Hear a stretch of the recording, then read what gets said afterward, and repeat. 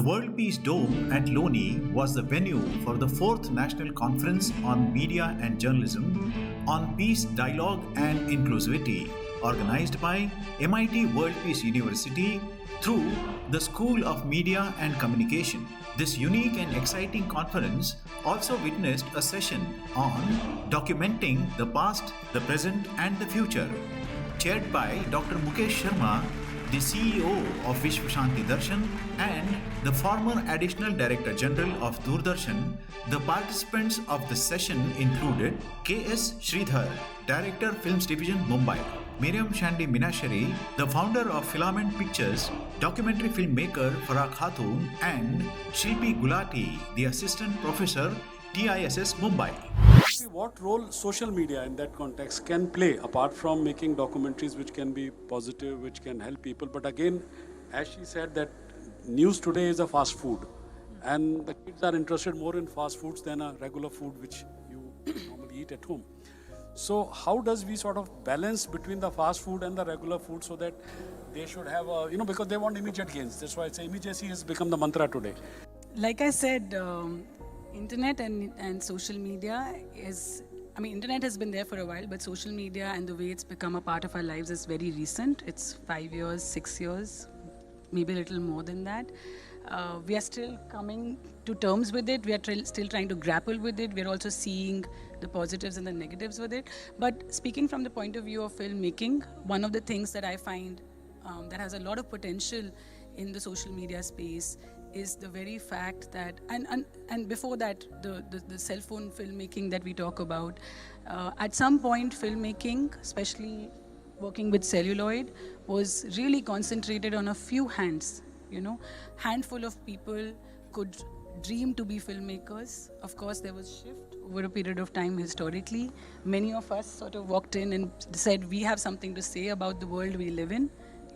And today we've come to a point where each one of us has actually this technology in our hands, and sharing with the world how you see the world, meditating on your own experience of the world, and to have an immediate platform where it's going to reach out to people who think like you, people who want to think like you. I feel like that is for me, I'm an optimist, so for me that has a lot of potential. Having said that, I have been recently working with, college dropouts, school dropouts, who are so-called uneducated, so-called don't have access to that kind of technology that we people in media schools and film schools have, and to be able to pick up that phone and go around your basti, whether you want to be a citizen journalist or you want to be a storyteller or you just want to be a photographer who documents this moment in history that we are experiencing, and to have a space where you can share it with the world. I feel like that kind of expanded reach and exhibition, that at one point, FD would have control and monopoly of production and exhibition of documentary films in our country, and today that monopoly has been completely, for many reasons, technological, historical, etc., has been completely democratized. And that the democracy of that technology, I think, has potential. How do we activate a positive use of it, I think, is a larger conversation one should have.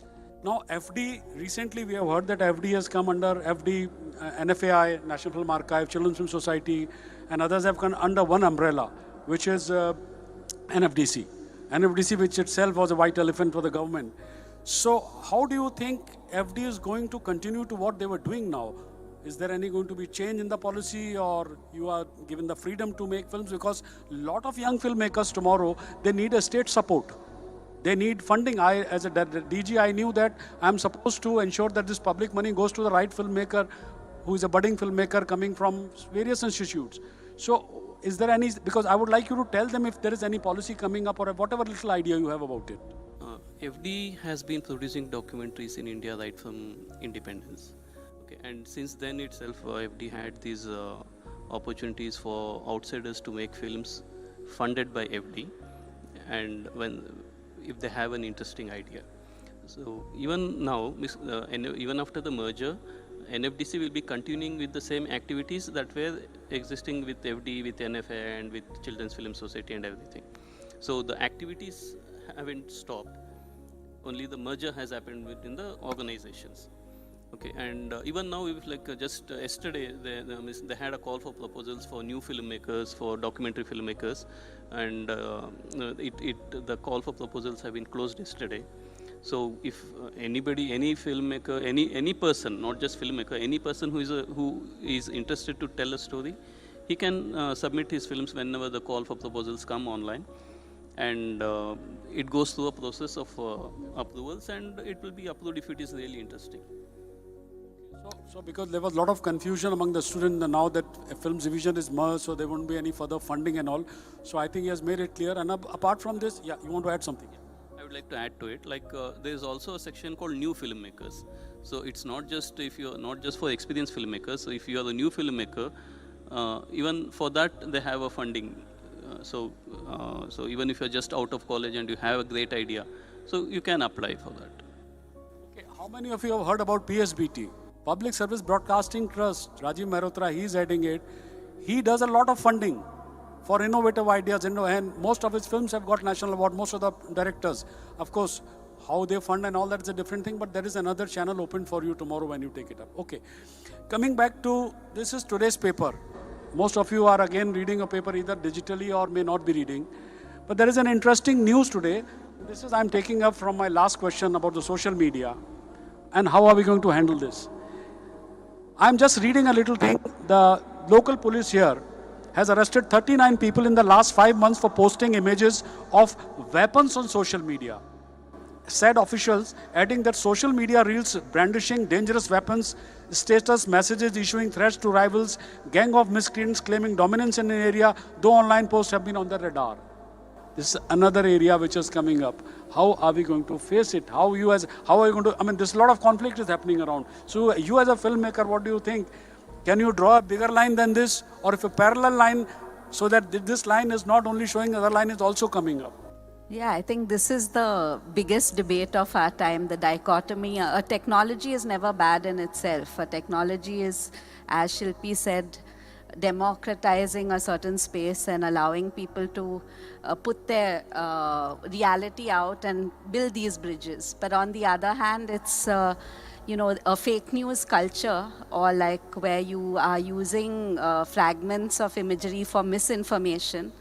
How do you stem that, or how do you educate people enough to know how to sift through it, and rather than react to it, you kind of, you don't, even that act of passing on a false message, it's in a way creating a network of misinformation. And, you're creating cultures where you're creating public opinion.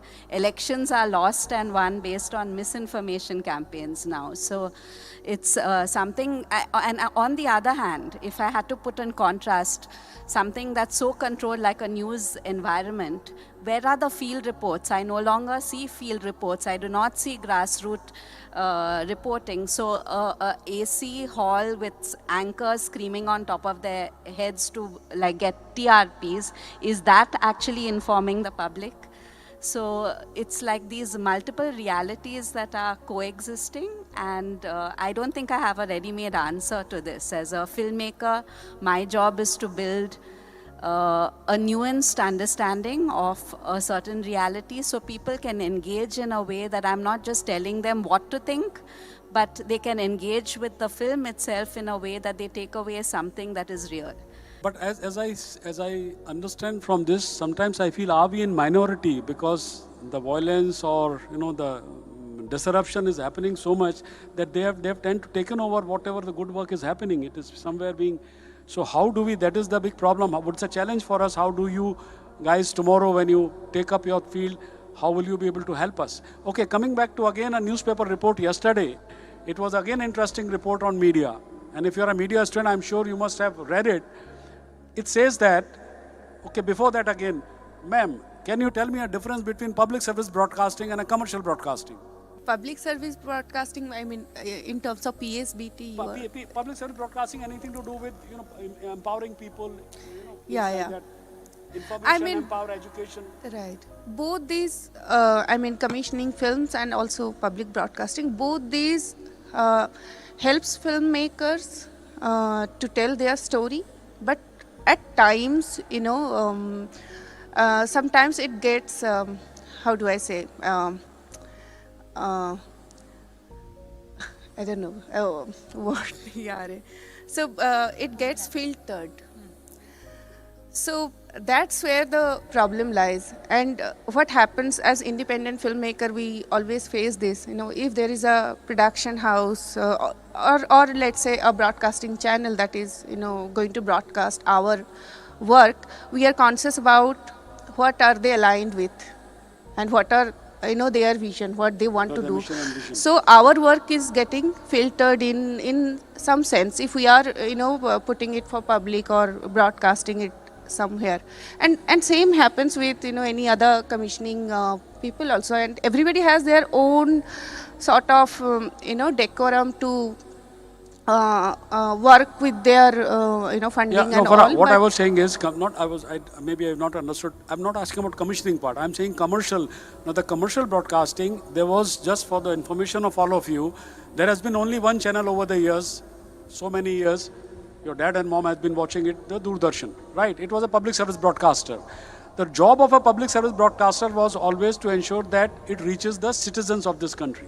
When commercial broadcasting came up, they said, fine, whatever it is, and as she said, TRPs are required, numbers are needed, monies are needed, somebody has put in to start a channel, a satellite channel or whatever it. So that is primarily catering to the consumers of this country.